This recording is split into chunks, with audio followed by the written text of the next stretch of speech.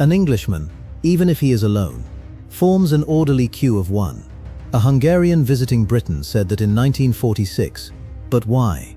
The story starts with factories. Before them, Britain was spread thin.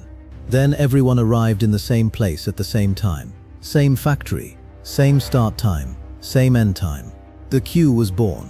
1917. Britain was at war. Food was running short. Queues formed outside every bakery, every butcher, every shop. People joined queues without knowing what they were for, just in case it was something useful. The habit was forming. Then came 1939. Britain stood alone. Everything was rationed. The government put it up on posters nationwide. Taking your turn was doing your bit.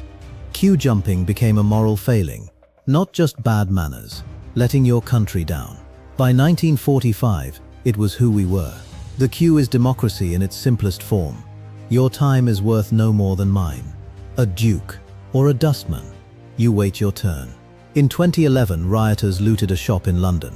They formed an orderly queue through the broken window, one at a time.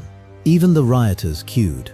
In 2022, 250,000 people queued for 24 hours to say goodbye to the Queen. Nobody pushed in. Nobody complained. The whole world watched and didn't understand.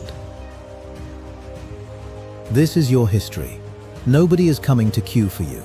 Britain's story needs people to show up. If you want to be part of making sure this country remembers who it is, join us at proudofus.co.uk/support. Be part of us. Be proud of us.